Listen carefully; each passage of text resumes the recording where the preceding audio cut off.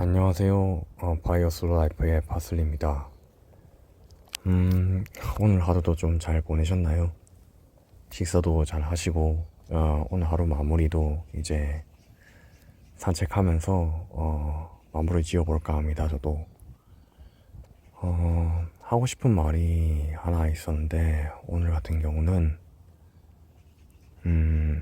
언론에 대해서 한번 말을 해볼까 합니다.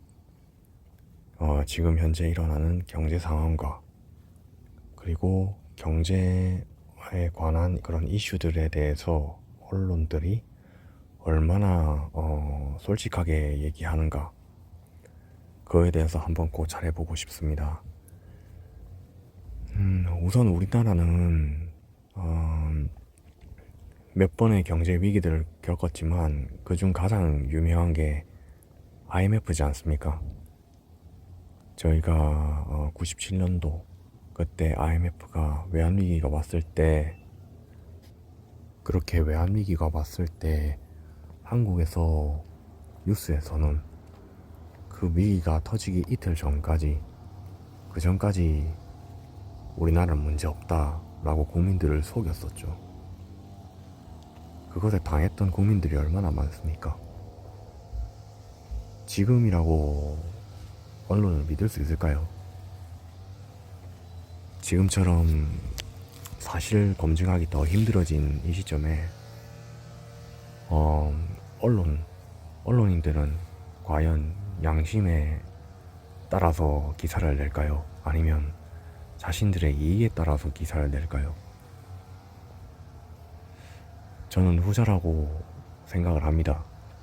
그래서 그들의 광고주들 그리고 물주들을 위해서 정말 충성스럽게 여론을 조작합니다. 그중 하나로 최근에 이제 코스피 상승장에 대해서 아주 이제 찬양을 해대는데 저는 이 코스피의 상승이 도무지 우리나라 경제 정책이 잘해서 나온 결과라고 생각이 들지 않아요. 코스피가 상승함에 있어서는 제가 생각하는 건 우선 우리나라가 수출 지갑적인 나라이기 때문에 에너지를 팔고 뭐 이러지는 않잖아요. 그러니까 판매되는 대금을 받아서 해외에서 자산을 끌어모아서 한국에 쌓여가는 그런 나라란 말이죠. 그동안 그렇게 부를 쌓아온 나라인데 수출을 통해서 말이죠. 외화를 벌어서. 그런데 지금에 와서 보면 외화 유출은 심하고 그리고 그 외화에 대해서 투자자들 또한 한국에서 최근에 나가려는 움직임을 너무 많이 보여왔습니다. 특히 이번 2월, 3월 그 지난달들을 보면 1년 동안 투자해야 될 금액의 2배만큼이 외국인 투자자들의 자본이 빠져나갔어요. 코스피에서. 그런데 어떻게 우리나라 코스피가 이렇게 지탱이 가능한가?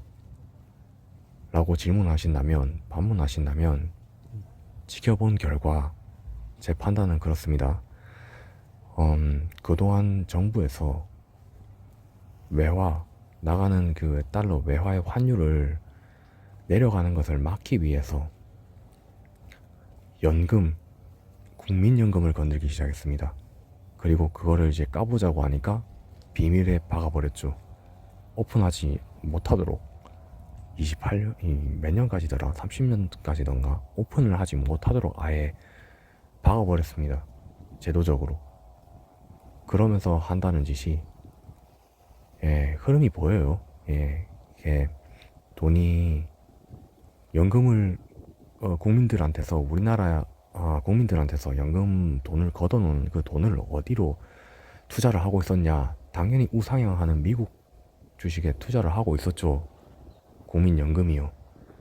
그러면 그 연금들은 달러로 치환돼서 미국 시장에 들어가 있었겠죠.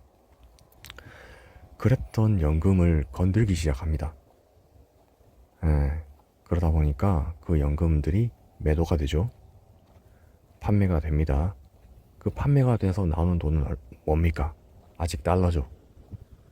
그 달러를 우리나라의 이제 원화 가치가 떨어질 때마다, 그리고 그 환율이 떨어질 때마다, 환율이 오를 때마다 그 오르는 거를 억누르려고 수십조씩 들어갑니다. 환전을 한다는 얘기죠. 그 많은 돈이 원화로 환전이 됩니다. 이게 특이하게 밤에만 일어나는데, 낮에 일어나지 않고 밤에 일어난다는 얘기는 미국 시장에서 우리나라의 연금이 미국 장이 열렸을 때 판매를 하고 그거를 환전을 한다라는 타이밍과 맞물립니다. 그렇게 환율을 억누르면서 얻어낸 원화로 바뀌어있는 이 연금들 어디다 들어갈까요? 그냥 둘 수 없잖아요. 국민연금인데. 그게 바로 코스피에 들어가는 겁니다. 국내 시장에 그대로 들어가는 겁니다. 그게 2월, 3월, 작년 1월, 12월 달러 원화를 억누르면서 국민연금이 녹아갔던 과정이에요. 그때 보면은 기록을 보시면 아실 겁니다. 외인들은 쫙 빠지고 기관들이 그걸 매집합니다. 기관들이 꾸준히 매집을 해요. 그렇게 해서 우리나라 코스피를 올려놨다는 얘기입니다. 그러면 이것은 외국인 투자자들이 투자할 매력이 없다 하고 빠져나간 시장인데, 우리나라 연금, 기관 이런 곳에서 부풀려 놓은 시장이라는 얘기입니다. 닦아놓고 말해서 우리나라에서 지금 밀 수 있는 수출 상품이 뭐가 있습니까? 반도체, 자동차는 솔직히 압도적이라 할 수 없죠. 이제 반도체가 거의 1, 2위를 다투던 거였는데, 반도체마저도 이제 대만에게 뺏기려 하지만, 지금 반도체가 우리나라의 시총의 거의 40%를 차지합니다. 코스피 시총이죠. 크게 삼전, 하이닉스, 현대차 이 세 개 기업의 총합이 코스피의 40%에 육박합니다. 그 기업들이 정말 잘해서 오르는 걸까요? 그리고 앞으로의 미래가 밝을까요? 얼마 전에 시행된 노란봉투법, 그것이 삼성에 벌써 옥죄고 있다는 뉴스들이 간혹 들리죠. 노조들이 성과급으로 6억을 넘는 금액을 달라고 하는 그런 뉴스들이 떴던데, 네, 이거는 진짜 빙산의 일각인 겁니다. 이제 터질 것 같으니까 그런 밑밥이 뿌려지는 거예요. 저는 코스피야 더 오를 수 있다고 생각을 해요. 수치적으로는 더 오를 수 있어요. 그 의미는 우리나라 기업이 잘해서 오르는 게 아니라 원화 가치가 떨어지기 때문에 물가가 오르듯 주가가 오를 거라고 보는 겁니다. 참 암담한 상황입니다.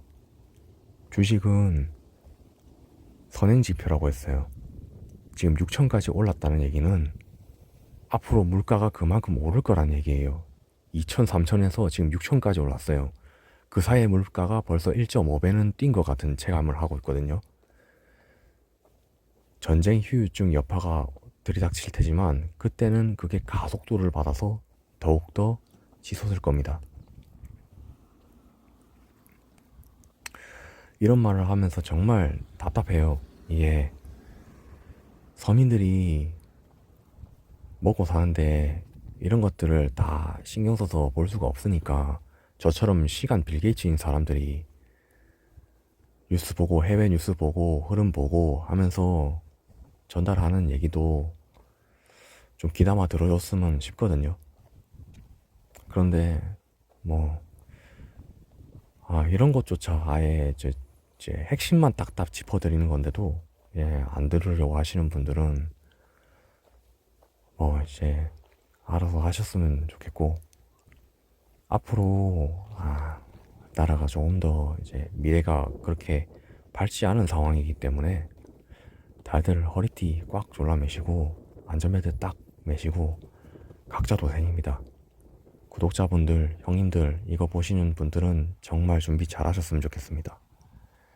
예, 감사합니다.